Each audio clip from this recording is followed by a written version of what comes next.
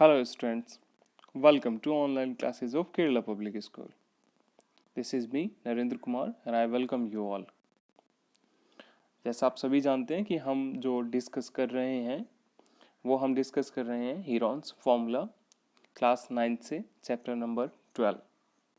इस सीरीज में हम आज जो डिस्कस करने वाले हैं वो है exercise 12.2 from NCERT exemplar book. Okay, last video में जो हमने डिस्कस किया था वो थी एक्सरसाइज 12.1 और उस वीडियो में मैंने आपसे बोला था कि आप 12.2 को अटेम्प्ट कर लीजिए. जिन बच्चों ने कर लिया है बहुत अच्छा है, जिन बच्चों ने अब तक नहीं किया है वो आज मेरे साथ कर लेंगे. ओके, तो चलिए स्टार्ट करते हैं. एक्सरसाइज 12.2 और सबसे पहले इंस्ट्रक्शन रीड कर लेते हैं. राइट ट्रू और false and justify your answer. आपको क्या करना है, आपको इन क्वेश्चंस को रीड करना है, स्टेटमेंट जो गिवन है उनको जस्टिफाई करना है और उसके बाद आप अपने आंसर पे जाएंगे कि ये ट्रू है या फिर फॉल्स है. Got it. तो सबसे पहले रीड करते हैं क्वेश्चन नंबर फर्स्ट को. The area of A triangle with base 4 centimetre and height 6 centimetre is 24 centimetre square. इस स्टेटमेंट को आपको जज करना है आइदर ट्रू और फॉल्स.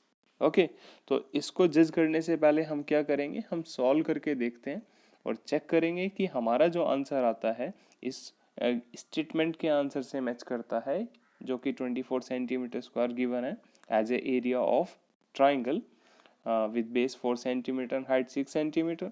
अगर ये मैच करता है तो स्टेटमेंट ट्रू होगा और अगर मैच नहीं करता है तो स्टेटमेंट फॉल्स होगा. ओके, तो चलिए बच्चे इसको सॉल्व करते हैं. सो क्वेश्चन में जो गिवन था हमें वो था base of triangle that is equal to 4 centimetre and height of triangle that is equal to 6 centimetre. So हम क्या यूज़ करेंगे यहाँ पे, formula to find area of triangle. क्योंकि हमें बेस भी गिवन है और रेस्पेक्टिव हाइट भी गिवन है तो वो इसलिए हम ट्राइंगल का एरिया किस फॉर्मूले से फाइंड आउट करेंगे, half into base into height. Okay, so half into base into height से हमारा एरिया कितना आएगा 1/2. बेस गिवन था कितना बचे 4, आप देख सकते हो स्क्रीन पे. ठीक है, हाइट है इस ट्राइंगल का कितना 6 सेंटीमीटर. सो वैल्यू हम पुट करेंगे half into base into height, that means half into 4 multiply 6. 4 को कैंसिल आउट करेंगे 2 से, 2 1 जा 2 एंड 2 2 जा 4. So we got actually 2 multiply 6 that is equal to 12 centimetre square. So हमारे अकॉर्डिंग तो आंसर जो मिला है एरिया ऑफ ट्राइंगल वो कितना मिला है 12 सेंटीमीटर स्क्वायर. जबकि हम सेम यूनिट क्या लेके जा रहे हैं, बेस का जो कि 4 सेंटीमीटर है और हाइट जो कि 6 सेंटीमीटर है. तो हमारे अकॉर्डिंग एरिया आया 12 सेंटीमीटर लेकिन क्वेश्चन में कितना गिवन था 24 सेंटीमीटर स्क्वायर. सो इसलिए हम क्या कहेंगे, इसलिए हम कहेंगे कि गिवन स्टेटमेंट जो है वो क्या है, वो फॉल्स है. गॉट इट, वो ट्रू नहीं है. क्लियर हो गया बच्चे. तो चलते क्वेश्चन नंबर सेकंड की तरफ. सो फर्स्ट क्वेश्चन का आंसर हमारा क्या हुआ, फर्स्ट क्वेश्चन का आंसर हुआ हमारा फॉल्स. ठीक है, अभी रीड करते हैं question number second. Question number second में आपको दिया गया है the area of triangle A B C is 8 centimetre square in which A B is equal to A C is equal to 4 centimetre and angle A is equal to 90 degree. क्योंकि angle A 90 degree given है तो इसका मतलब ये एक right angle triangle है और इसमें ये भी दे रखा है कि दो साइड ए बी और ए सी जो है वो इक्वल है 4 सेंटीमीटर के. इसका मतलब ये एक आइसोसेलेस ट्राइंगल भी होगा. तो सबसे पहला कंक्लूजन तो हमें क्या मिला कि ट्राइंगल ए बी सी जो है वो एक आइसोसेलेस राइट एंगल ट्राइंगल है. Got it. तो चलो बच्चे इसको सॉल्व करते हैं और देखते हैं कि हमारा आंसर गिवन स्टेटमेंट के आंसर से मैच करता है या फिर नहीं करता है. यहाँ से हमने जो मेजरमेंट्स हमें गिवन था उसको इनिशियली शो करते हुए ट्राइंगल ए बी सी हमने रिप्रेजेंट किया. आपको दिया गया था that A B is equal to A C is equal to 4 centimetre. Okay, ये सेंटीमीटर स्क्वायर नहीं है, सॉरी सेंटीमीटर है बच्चे. Angle A is equal to 90 degree. So हमने एंगल ए को 90 डिग्री रखा है और यहाँ से जो साइड ए बी और ए सी आया उनका लेंथ रिप्रेजेंट किया 4 सेंटीमीटर और 4 सेंटीमीटर से. सो हम देख सकते हैं कि एक आइसोसेलेस राइट एंगल ट्राइंगल है. तो अगर राइट एंगल ट्राइंगल है तो हम इसमें कौन सा फॉर्मूला यूज़ कर सकते हैं, क्योंकि हमें इसमें बेस भी पता है और कॉरस्पॉन्डिंग हाइट भी पता है. तो इसलिए हम इसका एरिया फाइंड आउट कर सकते हैं half into base into height use करते हुए. So half into base into height में बेस कितना है 4 सेंटीमीटर और इसके रेस्पेक्टिव जो हाइट है वो भी कितनी है हमारे पास 4 सेंटीमीटर है। सो एरिया कितना आ जाएगा बच्चे 1/2 multiply base multiply height that is equal to 1/2 multiply 4 multiply 4। 4 को कैंसिल आउट करेंगे 2 1 जा 2 2 2 जा 4। So we actually got 2 multiply 4 that is equal to 8 centimetre square. और क्वेश्चन में भी यही गिवन था कि एरिया 8 सेंटीमीटर स्क्वायर है, तो इसलिए हम क्या कहेंगे गिवन स्टेटमेंट जो क्या है वो ट्रू है। Got it? समझ गए आप सभी? देखिए क्वेश्चन नंबर सेकंड का जो आंसर आया हमारे पास वो क्या आया, वो ट्रू है। स्टेटमेंट जो गिवन है इसमें ये ट्रू है। Got it? और क्वेश्चन नंबर थर्ड रीड करते हैं। क्वेश्चन नंबर थर्ड में क्या गिवन है, the area of isosceles triangle is 5/4 square root 11 centimetre square if perimeter is 11 centimetre and the base is 5 centimetre. Got it? चलिए बच्चे इसको भी सॉल्व कर लेते हैं। इस क्वेश्चन को सॉल्व करने के लिए हम क्या करेंगे, क्योंकि आइसोसेलेस ट्राइंगल है तो दो साइड्स इक्वल होनी चाहिए, तो उसमें से हमने equal sides of this triangle जो है वो लेट कर लिया कि वो कितना है x centimetre. Base of this isosceles triangle given है 5 centimetre. So perimeter of isosceles triangle and that is given to 11 centimetre. So perimeter isosceles का क्या होना चाहिए, देखो दो साइड तो हैं वो x और दोनों साइड तो x और x के इक्वल हो गई, और थर्ड साइड बेस जो है वो 5 सेंटीमीटर है। तो अगर हम पैरामीटर फाइंड आउट करेंगे तो इन तीनों साइड का सम होना चाहिए। So x plus 5 is equal to 11 centimetre. Therefore we got 2x is equal to 5 को ट्रांसपोज किया राइट हैंड साइड में, we got 11 minus 5 equal to 6। So x is equal to 6/2 equal to 3 centimetre. That means we got the equal side of triangle that is equal to 3 centimetre. Clear?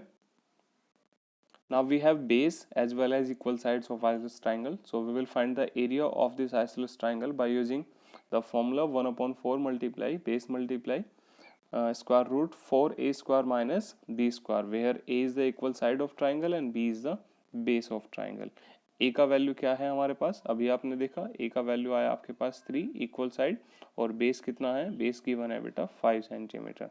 Got it? सो हम triangle का area find out करेंगे formula से 1/4 multiply 5 multiply square root 4 multiply 3 square minus 5 square. 3 square होता है 9, 5 square होता है 25 and 4 multiply 9 कितना हो जाएगा हमारे पास 36। 36 माइनस 25 वी गॉट 11 एंड यहाँ से आप 5 को 1 में मल्टीप्लाई करेंगे, सो वी गॉट 5 वन जा 5। So we actually got 5/4 square root 11 centimetre square, और ये क्या है, ये है area of triangle. Clear? So area of triangle अगर हमारे पास 5/4 स्क्वायर रूट 11 सेंटीमीटर स्क्वायर आ रहा है तो हम क्या कहेंगे, गिवन स्टेटमेंट क्या है, ट्रू, क्योंकि क्वेश्चन में भी यही गिवन था। मैं आपको शो कर देता हूँ, देखिए क्वेश्चन में यही गिवन था, area of isosceles triangle is 5/4 square root 11 centimetre square. Got it? So statement क्या हुआ हमारा, थर्ड क्वेश्चन के लिए स्टेटमेंट भी ट्रू हुआ। क्वेश्चन नंबर 4 की तरफ चलते हैं। In question number 4 what we have, here we have the area of equilateral triangle is 20√3 centimeter square whose each side is 8 centimetre. Got it?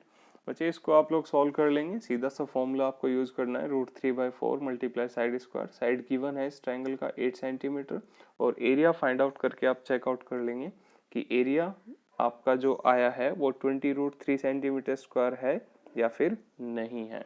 Got it? मैं यहाँ पे सिर्फ आपको इसका आंसर बता देता हूँ, इसका जो आंसर है वो कितना होगा, वो एक्चुअली ये एक फॉल्स स्टेटमेंट है, जिसका जो आंसर है एरिया का वो 20√3 सेंटीमीटर स्क्वायर नहीं आएगा। सॉल्व आप लोग करके देख लेंगे, ठीक है? अगर फिर भी प्रॉब्लम आती है तो मैं अब से जो सॉल्यूशंस हैं उनको अपलोड करना शुरू करूँगा, ठीक है? उनको आप देख सकते हैं मेरी फेसबुक पेज पे जाके, और जो कि स्टेप अप क्लासेस के नाम से बना हुआ है, वहाँ पे जाके आप इनको देख सकते हैं। Got it? वहाँ पे PDF और आपको इमेज दोनों फॉर्मेट में आपको अवेलेबल होगा, आप जिसमें चाहे उसमें देख सकते हैं। तो चलिए बेटा क्वेश्चन नंबर 5 की बात करते हैं। If the side of a rhombus is 10 centimetre and one diagonal is 16 centimetre then the area of rhombus is 96 centimetre square. चलिए इसको सॉल्व करते हैं। इस क्वेश्चन को सॉल्व करने के लिए सबसे पहले हम इस फिगर को देख लेते हैं एक बार। ये फिगर जो है ये रिप्रेजेंट करता है ए बी सी डी, एक रोम्बस को रिप्रेजेंट करता है, जिसमें हमारे पास क्या है, A B is equal to B C is equal to C D is equal to D A and that is equal to 10 centimetre. Each of it side is equal to 10 centimetre and one of is diagonal that is A C equal to 16 centimetre. Got it. तो आप यहाँ से देख सकते हो बच्चे कि ये दो ट्राइंगल बने हुए हैं. कौन कौन से ट्राइंगल है, एक ट्राइंगल है ए बी और सी, ठीक है. दूसरा ट्राइंगल है आपके पास ए डी और सी. लेकिन इन दोनों ट्राइंगल्स में एक जो कॉमन चीज़ है वो क्या है, वो ये है कि इनकी जो side of length of sides हैं वो दोनों ट्राइंगल्स के लिए इक्वल है. देखो ये 10 है, इसका भी 10 है, ये 10 सेंटीमीटर, ये 10 सेंटीमीटर और ये कॉमन है 16 सेंटीमीटर. इसका मतलब हम कह सकते हैं कि जितना area triangle A B C का होगा उतना ही ट्राइंगल ए डी सी का होगा. तो बस अभी हम क्या करते हैं, अभी हम रोम्बस का एरिया निकाल लेते हैं. रोम्बस का एरिया हम कैसे निकालेंगे, इनमें से किसी एक ट्राइंगल का एरिया निकालेंगे और उसको 2 से मल्टीप्लाई कर देंगे, ट्वाइस उसका कर देंगे. ट्वाइस इसलिए कर रहे हैं क्योंकि दो ट्राइंगल बने हुए हैं, दोनों का एरिया जो बचे इक्वल है. सो उसके लिए हमें क्या करना पड़ेगा, किसी एक ट्राइंगल का एरिया निकालना पड़ेगा. तो चलिए सॉल्व करते हैं. सो हमें क्या निकालना है, एरिया. और क्योंकि आप ध्यान से देखो कि ट्राइंगल ए बी सी हो या ट्राइंगल ए डी सी हो, ये एक आइसोसेलेस ट्राइंगल बना हुआ है जिसमें इक्वल साइड है 10 सेंटीमीटर और बेस है 16 सेंटीमीटर. तो हम फॉर्मूला यूज करेंगे इक्विलेटरल ट्राइंगल का. Area of triangle A B C is equal to 1/4 multiply B multiply square root 4 square minus B square. यहाँ पे इक्वल साइड ए का वैल्यू कितना है 10 सेंटीमीटर और बेस जो है वो कितना है 16 centimetre. Got it. So let us put the value. So we got 1/4 multiply base कितना था बच्चे 16, पुट किया उसको यहाँ से, multiply 4 multiply equal side A कितना है 10, 10 का वैल्यू पुट किया, it's become 10 square minus 16 square. So that is equal to 16 को 4 से कैंसिल आउट करेंगे, कितना आ जाएगा बच्चे 4. So we got 4 multiply 10 square is equal to 100. So we got 4 multiply 100 minus 256 which is the square of 16. तो इसको सिंप्लीफाई करेंगे, सिंप्लीफाई करेंगे कितना मिलेगा बेटा 4 multiply square root 144 multi that is equal to 4 multiply 12 equal to 48 centimetre square. So area of one triangle A B C is equal to 48 centimetre square. Therefore area of triangle A D C is also equal to 48. इस triangle का area है आपके पास 48, तो इस triangle का area भी कितना आना चाहिए 48 सेंटीमीटर स्क्वायर. रीजन मैंने अभी डिस्कस किया, दोनों ट्राइंगल्स की जो साइड्स का लेंथ है वो सेम है. तो यहाँ से हम रोम्बस का एरिया निकालेंगे. Area of rhombus A B C D is equal to 2 multiply area of triangle A B C that is equal to 2 multiply 48 equal to 96 centimetre square. That means the given statement is true. Got it. So we got our answer. So we can judge question number 5 as true and false and the correct answer is true. Got it. Now question number 6. In question number 6 here we have the base and the corresponding altitude of parallelogram are 10 centimeter and 3.5 centimeter. The area of parallelogram is 30 centimeter square. Got it. तो इस question को आप लोग solve करके देखेंगे. Statement जो इस question का वो क्या है, फॉल्स है. इजीली भी आप इसको देख सकते हो. कैसे आप पता करोगे, हमें पता है कि पैरेललोग्राम का जो एरिया होता है वो बेस मल्टीप्लाई हाइट होता है, ठीक है, कॉरस्पॉन्डिंग हाइट जो है. तो बेस अगर इस ट्राइंगल का आप देखते हो बेस कितना है आपके पास 10 सेंटीमीटर, ठीक है, और उसके कॉरस्पॉन्डिंग एल्टीट्यूड कितना है बच्चे 3.5. तो अगर आप मल्टीप्लाई करते हैं तो कितना आता है 35 सेंटीमीटर स्क्वायर. लेकिन क्वेश्चन में क्या गिवन है 30 सेंटीमीटर स्क्वायर, इसलिए स्टेटमेंट क्या है ये फॉल्स है. समझ गए आप सभी. Question number 7. क्वेश्चन नंबर 7 में हमें क्या मिलेगा, the area of a regular hexagon of side A is the sum of area of 5 equilateral triangles with side A. ठीक है, इसको समझ लेते हैं थोड़ा सा. रेगुलर हेक्सागन का मतलब होता है जिसकी सारी साइड्स क्या हों इक्वल हो, और हेक्सागन है तो हेक्सागन में कितनी साइड्स होंगी 6 होंगी. तो हमने यहाँ से एक रेगुलर हेक्सागन रिप्रेजेंट किया है जो आप देख रहे होगे अभी स्क्रीन पे, ठीक है, और इसमें हर एक साइड कितना है ए सेंटीमीटर है. Got it. तो जब आप इसको क्या करते हो सेंटर से ज्वाइन करते हो तो अगर आप देखते हैं तो इसमें 6 इक्विलेटरल ट्राइंगल बनते हैं. यहाँ से आप देखो 1 2 3 4 5 6. तो इसका मतलब जो इस हेक्सागन का एरिया का सम होना चाहिए वो 6 इक्विलेटरल ट्राइंगल्स का सम होना चाहिए जिनकी साइड ए हो, लेकिन क्वेश्चन में क्या दिया गया है 5 इक्विलेटरल ट्राइंगल। Got it. तो इसलिए हम क्या कह सकते हैं that area of regular hexagon with the side A is the sum of 6 equilateral triangles with side A. Hence, the given statement is false. समझ गए आप सभी? क्लियर हो गया बच्चे? सो क्वेश्चन नंबर 7 का जो हमें आंसर मिला वो क्या मिला? वो है फॉल्स। स्टेटमेंट जो है वो फॉल्स है। Question number 8। In question number 8, we are given the cost of leveling the ground in the form of a triangle having side 51 meter, 37 meter and 20 meter at the rate of rupees 3 per meter square is 918. Got it? तो क्या करना पड़ेगा? सबसे पहले तीनों sides को लेके आपको इस ट्रायंगुलर ग्राउंड का एरिया फाइंड आउट करना पड़ेगा और कॉस्ट फाइंड आउट करने के लिए आपको एरिया को रेट से मल्टीप्लाई करना पड़ेगा। Got it? तो चलिए सॉल्व करते हैं। तो बच्चे एरिया हम इसका निकालेंगे किससे? हीरोन्स फॉर्मूला यूज करते हुए, जिसकी साइड है 51, 37 और 20 मीटर। और हीरोन्स फॉर्मूला का आप बहुत ज़्यादा यूज़ कर चुके हो, आई होप आपको अच्छे से समझ आ गया होगा। तो आपको इसका एरिया फाइंड आउट करना है। अगर प्रॉब्लम आए तो आप वीडियो को पॉज करके यहाँ पे और देख लीजिएगा, मैंने सॉल्व किया हुआ है आप लोगों के सामने स्क्रीन पे। बस मैं इसको एक्सप्लेन नहीं कर रहा हूँ कि ये एरिया आया कैसे है। आप सभी को पता है कि अभी हीरोन्स फॉर्मूला हमने इसमें यूज़ किया है और इसका जो एरिया आएगा वो आएगा 306 मीटर स्क्वायर। गॉट इट बेटा? तो आप लोग इसका सॉल्व करके देखिएगा इसको और अपना आंसर मैच कीजिएगा कि आंसर एरिया जो आता है वो 306 मीटर स्क्वायर आता है। तो इससे आगे हमें क्या फाइंड आउट करना था? इससे आगे फाइंड आउट करना है हमें cost of levelling the ground. समझ गए ना बेटा कि ये जो एरिया है यहाँ तक इस क्वेश्चन को आप लोग सॉल्व करेंगे। सो उसके बाद हमें कॉस्ट फाइंड आउट करना है, cost of levelling the ground that is equal to area multiply rate. और एरिया कितना है हमारे पास? 306 मीटर स्क्वायर। तो जब आप सॉल्व करेंगे तो आपका आंसर पे यही आना चाहिए। और रेट क्या गिवन था? रेट गिवन था ₹3 पर मीटर स्क्वायर। समझ गए आप सभी? तो इसको 3 से मल्टीप्लाई करेंगे तो हमारे पास आंसर आ जाएगा। देखो 306 को 3 से मल्टीप्लाई किया, so we got 918। So we can say the given statement is true. Got it? So answer for question number 8, that is given statement is true. Now the last question of this exercise, question number 9. Okay, question number 9 में हमें given है in a triangle the sides are given 11 centimeter, 12 centimeter and 13 centimeter. The length of the altitude is 10.5 centimeter corresponding to the side length 12 centimeter. आपसे ये बोला गया है कि एक ट्राइंगल है, ठीक है, और उसकी जो तीनों साइड्स हैं 11 सेंटीमीटर है, 12 सेंटीमीटर और 13 सेंटीमीटर है। तो आपसे ये स्टेटमेंट दे के पूछा गया है कि इसकी जो साइड्स है 12 सेंटीमीटर, उसके कॉरस्पॉन्डिंग एल्टीट्यूड की जो लेंथ है वो 10.5 सेंटीमीटर है या फिर नहीं है। और अगर 10.5 सेंटीमीटर है तो हमारा स्टेटमेंट क्या हो जाएगा? ट्रू हो जाएगा।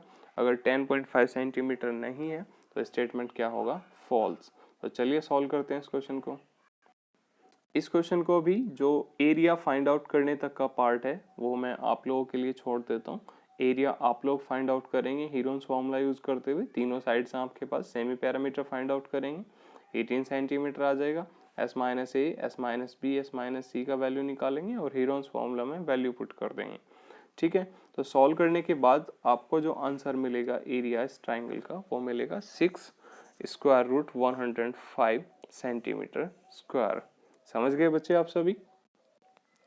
ये यहाँ तक का पार्ट जो है एरिया फाइंड आउट करने का पार्ट, वो आप लोगों को सॉल्व करना है। इन केस अगर आपको कोई प्रॉब्लम आती है तो आप वीडियो को पॉज कीजिएगा और इस स्क्रीन से आप समझ सकते हो। ठीक है, जहाँ भी आपका मिस मैच हो या फिर आंसर मैच नहीं हो रहा हो तो आप समझ सकते हो यहाँ से। समझ गए? तो इसके बाद हमें क्या करना है? इसके बाद हमें फाइंड आउट करना था लेंथ ऑफ एल्टीट्यूड, क्योंकि हम एक्चुअली यही वेरीफाई करेंगे। तो लेंथ ऑफ एल्टीट्यूड कितना हो जाना चाहिए? 2 multiply area of triangle multiply base. अब ये आया कहाँ से? ये बिल्कुल जो सिंपल फॉर्मूला होता है हमारे पास उसी से आया है। एरिया ऑफ ट्राइंगल कितना होता है? एरिया ऑफ ट्राइंगल जो होता है वो होता है half into base multiply height. Got it? So हमें हाइट फाइंड आउट करनी है, तो 2 को ट्रांसपोज करेंगे 2 मल्टीप्लाई करेगा, और बेस को ट्रांसपोज करेंगे तो बेस क्या करेगा डिवाइड। सो हमारे पास कितना आ जाएगा, height is equal to 2 multiply area of triangle divided by base. समझ गए आप सभी। तो उसी को हमने यूज करके यहाँ पे लिखा length of altitude that is equal to 2 multiply area of triangle divided by base, and that is equal to 2 multiply 6 square root 105 divided by 12, क्योंकि बेस जो गिवन था वो 12 था। 12 के रेस्पेक्ट में आपको एल्टीट्यूड की लेंथ चेकआउट करनी थी कि वो 10.5 सेंटीमीटर है या नहीं। तो यहाँ से देखो 2 मल्टीप्लाई 6 कितना बना बेटा 12, 12 कैंसिल आउट हुआ। So we got area length of altitude is equal to square root 5 centimetre and that is equal to 10.5 centimetre. Got it.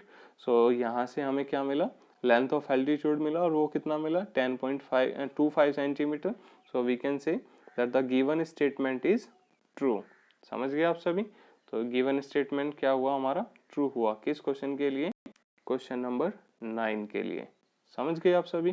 तो ये एक्सरसाइज बेटा कंप्लीट हो गया, हमने एक्सप्लेन किया है हर एक क्वेश्चन के लिए। ठीक है, कुछ क्वेश्चन को मैंने आप लोगों को सॉल्व करने के लिए दिया है, जिनमें से एरिया फाइंड आउट करने जैसा था, या फिर एक क्वेश्चन था जो आपको दिया है सॉल्व करने के लिए, आप उनको सॉल्व कीजिए। Got it. और अगर आपको कोई प्रॉब्लम आए तो आप मेरे फेसबुक पेज पे जाके वहाँ से डाउनलोड कर लीजिए इस एक्सरसाइज के सॉल्यूशंस। हैंड रिटन सॉल्यूशंस आपको मिल जाएंगे, वो पीडीएफ में मिलेंगे, और इसके अलावा जेपीजे इमेज में मिल जाएगा। तो मिलते हैं नेक्स्ट वीडियो में एक्सरसाइज 12.3 के साथ। तब तक आप उसको अटेम्प्ट कीजिए, सॉल्व कीजिए, और जितने क्वेश्चन आप कर सकते हैं वो बहुत अच्छा है। जो क्वेश्चन नहीं होंगे वो हम आपको करा देंगे। Okay, thank you so much.